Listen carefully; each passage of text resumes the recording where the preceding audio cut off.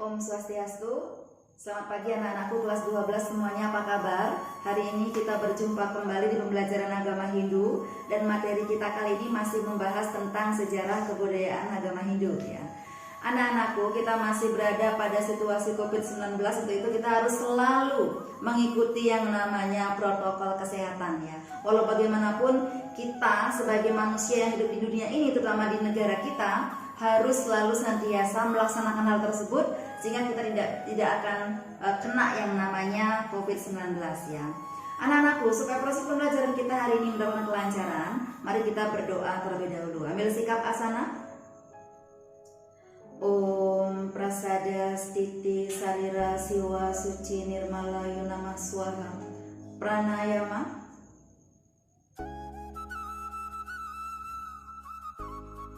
Karusudana. Om Sodamam Swaha. Om Ati Sodamam Swaha. Om Wapra Suda Yunama Nama. Om Karna Suda Yunama Nama. Sikap Amustikarana, doa belajar mulai. Om Purwe Jato Brahmano Brahmacari Dharmam Wasana Stapa Soda Tista Tasma Jatam Brahmanam Brahma Iestam Dewasya Sarwa Amritna Sakama. Om Santi Santi Santi Om.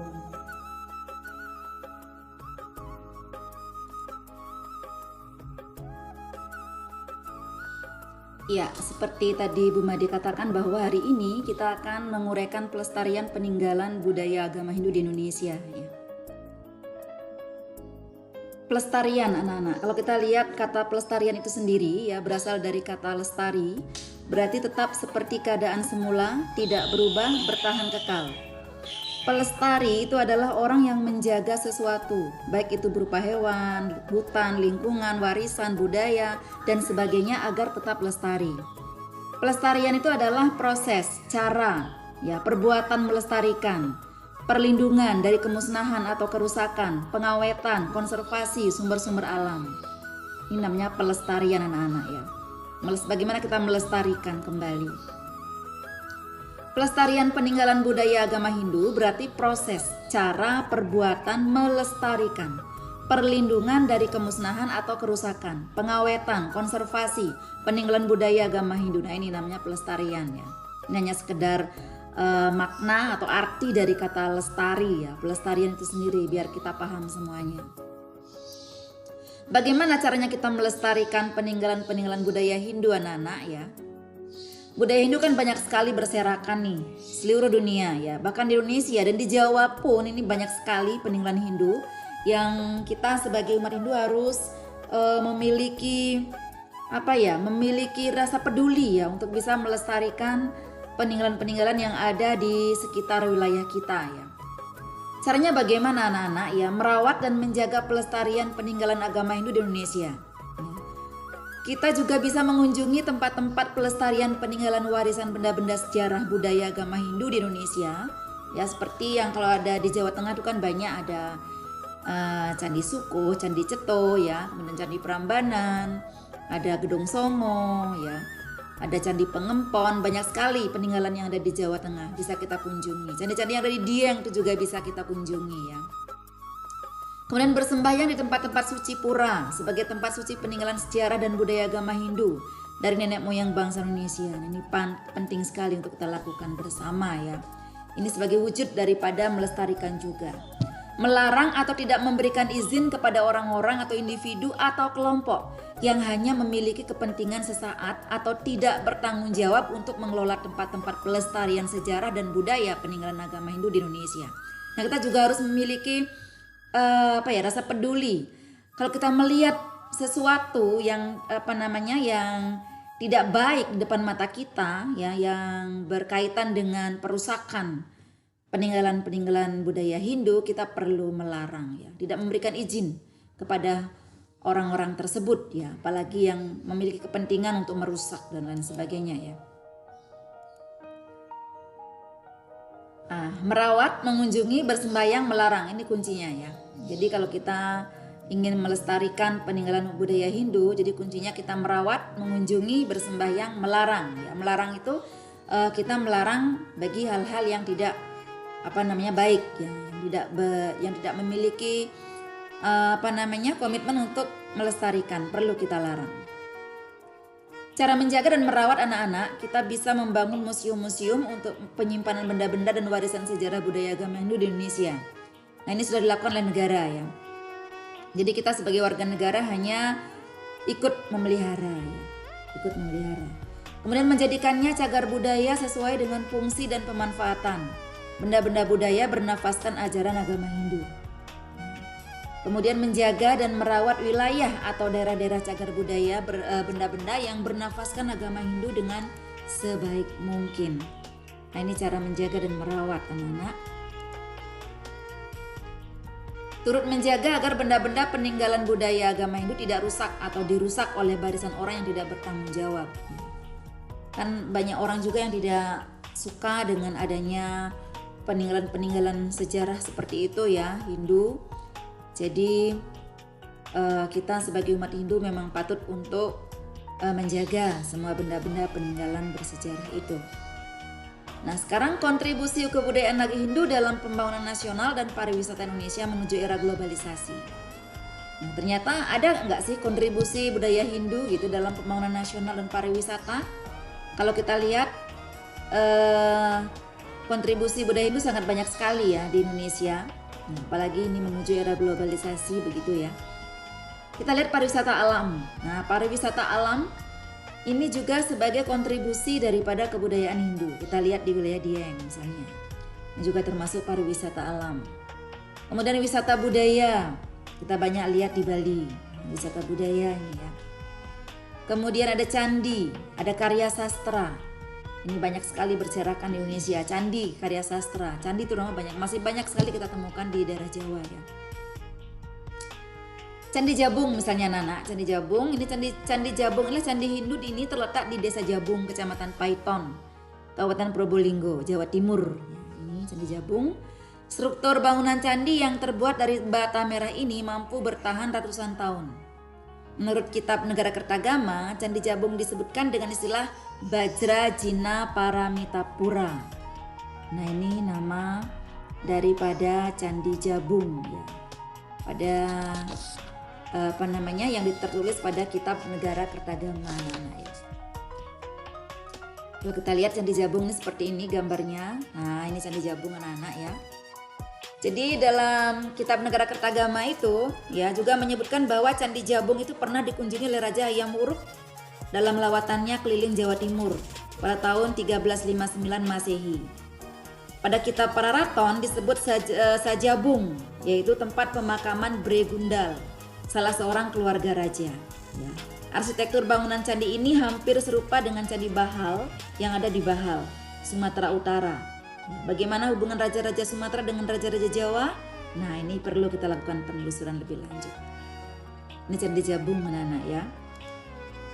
Nah, kemudian Candi Tikus anak-anak. Candi Tikus ini terletak di Kompleks Trowulan, sekitar 13 km di sebelah tenggara kota Mojokerto.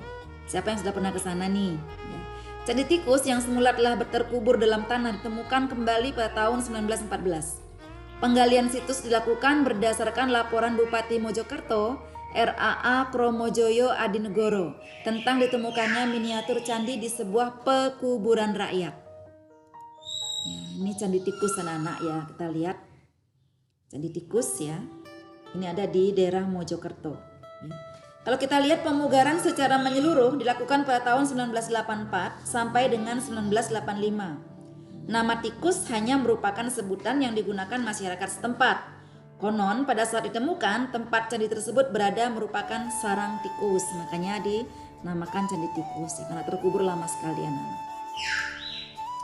Kemudian Candi Ceto. Nah, Candi Ceto adalah sebuah candi bercorak agama Hindu, merupakan peninggalan masa akhir pemerintahan Majapahit atau abad ke-15.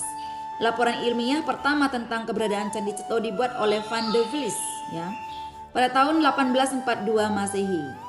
A.J. Bernard Compers ya juga melakukan penelitian yang berhubungan dengan keberadaan candi ini. Nah, ini Candi Ceto anak-anak. Siapa yang sudah pernah ke sana? Ya, ini ada di daerah Karanganyar ya. Candi Ceto ini ada di daerah Karanganyar. Jadi kalau kita lihat Candi Ceto ini ya ekskavasi atau penggalian untuk kepentingan rekonstruksi candi ini dilakukan pertama kali pada tahun 1928 oleh Dinas Purbakala Hindia Belanda pada saat itu ya. Berdasarkan keadaannya ketika itu, pada reruntuhan Candi Ceto diteliti dan diketahui bahwa usianya tidak jauh dengan Candi Sukuh yang ada masih di sekitar Karanganyar anak-anak. Lokasi candi berada di Dusun Ceto, Desa Gumeng, Kecamatan Jenawi, Kabupaten Karanganyar. Candi Ceto berada pada ketinggian 1.400 meter di atas permukaan laut. Candi ini patut dikunjungi oleh umat Sedharma untuk mengetahui keberadaannya. Oke, sekarang Candi Sukuh ya. Ini merupakan sebuah kompleks candi agama Hindu yang terletak di wilayah Kabupaten Karanganyar juga, Jawa Tengah. Ya. Candi ini dikategorikan sebagai candi Hindu karena ditemukannya objek pujaan lingga dan yoni. Nah, ini Candi Sukuh. Seperti ini ya bentuknya Candi Sukuh. Candi Sukuh ini tergolong kontroversial karena bentuknya yang kurang lazim dan karena banyaknya objek-objek lingga dan yoni yang melambangkan seksualitas ya. Candi Sukuh telah diusulkan ke UNESCO untuk menjadi salah satu situs warisan dunia sejak tahun 1995. Ya. Ini Candi Sukuh. Karena kita itu kalau dalam agama Hindu itu kan dulu yang paling ditonjolkan simbolnya adalah lingga yoni. Lingga itu simbol purusa, ya yoni itu simbol prakerti. Nah, pertemuan inilah yang akhirnya melahirkan penciptaan. Bahwa semua penciptaan itu lahir dari pertemuan antara purusa dengan prakerti. Candi Surawana, anak-anak, Candi Surawana. Ini merupakan candi Hindu yang terletak di Desa Canggu, Kecamatan Pare, Kabupaten Kediri, sekitar 25 km arah timur laut dari kota Kediri. Candi Surawana juga dikenal dengan nama Candi Wisnu Bawanapura. Ya, ini bentuknya seperti ini. Ini Candi Surawana. Candi ini diperkirakan dibangun pada abad ke-14 Masehi untuk memuliakan Bre Wengker anak-anak, yang dikenal sebagai seorang raja dari kerajaan Wengker yang berada di bawah kekuasaan kerajaan Majapahit. Raja Wengker ini mangkat pada tahun 1388 Masehi. Dalam negara Kertagama diceritakan bahwa pada tahun 1361 Raja Hayam Wuruk dari Majapahit pernah berkunjung bahkan menginap di Candi Surawana. Ya. Candi Surawana saat ini keadaannya sudah tidak utuh ya. Hanya bagian dasar yang telah direkonstruksi.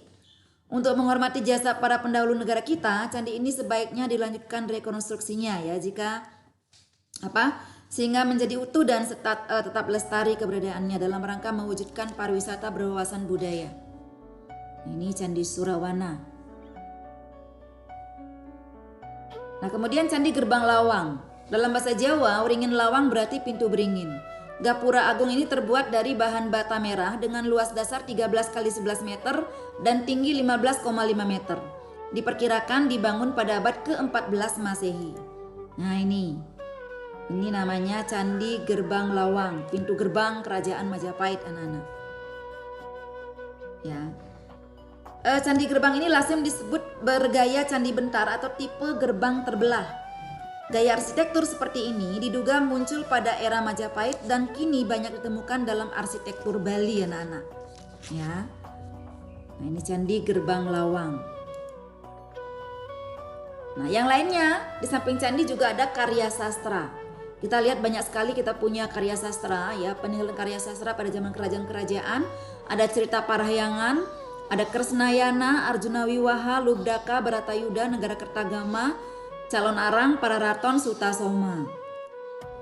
Ya, ini nanti kalian bisa literasi di dalam buku paket ya tentang karya sastra ini. Misalnya cerita Parahyangan. Ini terdapat di Bogor, Jawa Barat ya. Itu pada abad ke-5 Masehi pada zaman kerajaan Tarumanegara anak-anak ya.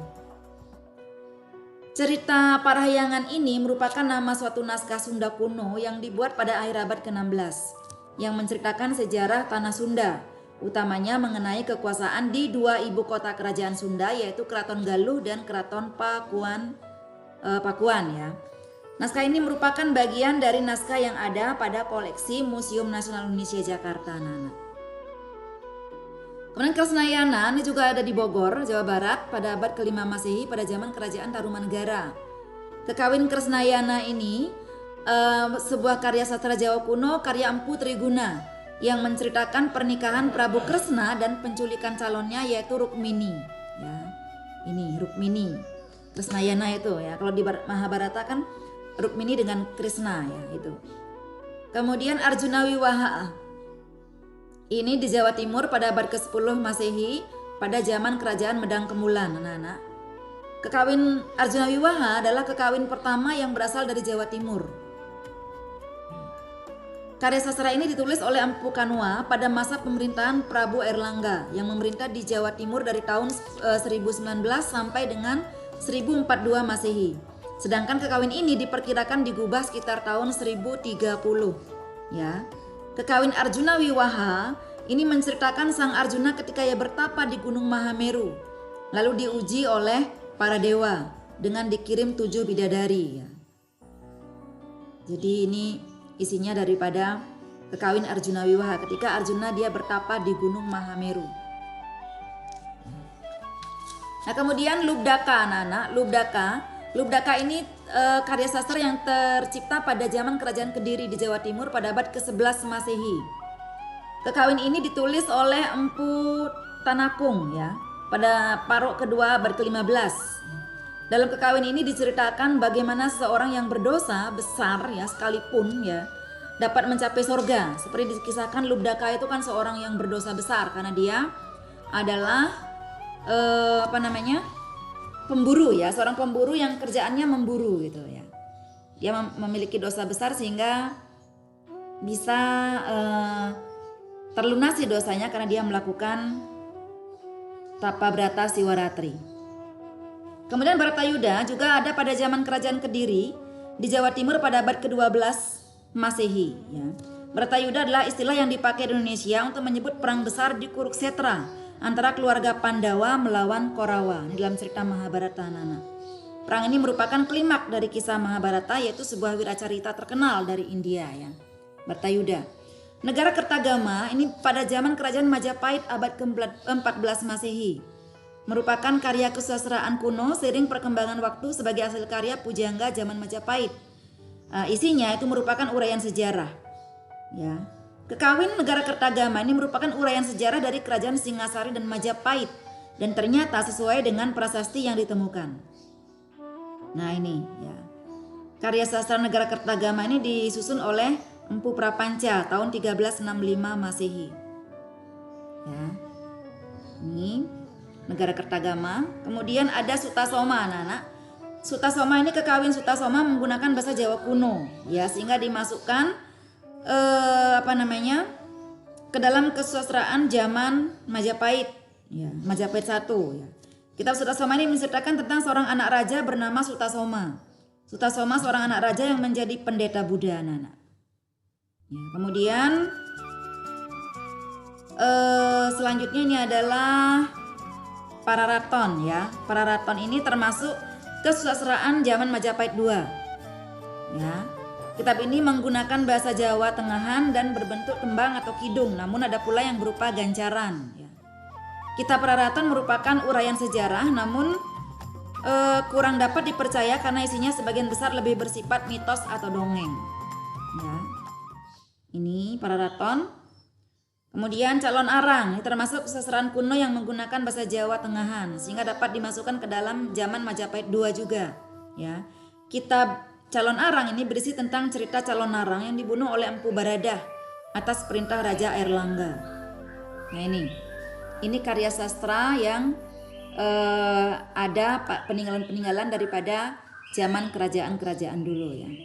Mungkin hanya itu yang Bimadi bisa sampaikan untuk pertemuan kita kali ini tentang pelestarian budaya Hindu di Indonesia. Ya, sebaiknya ya kita sebagai umat Hindu mau tidak mau, suka tidak suka ya, kalau kita yakin dengan adanya kebesaran Hindu, kalau kita masih mencintai yang namanya kebudayaan Hindu, mari bersama-sama kita jaga pelestariannya. Kita kunjungi situs-situsnya ya. Kita bersembahyang di situs-situs tersebut ya yang merupakan peninggalan-peninggalan Hindu. Kita bersihkan, kita tata rapi, kita pelihara. Karena walau bagaimanapun itulah peninggalan dari leluhur kita ya. Sebagai orang Hindu yang mantap beragama ya, sebagai orang Hindu yang mantap menjalani keyakinan Hindu ya. Itu mungkin yang bisa Bu Made sampaikan untuk hari ini. Kurang lebihnya Bu Made mohon maaf. Bu Made akhiri dengan Paramasanti. Om Santi Santi Santi Om.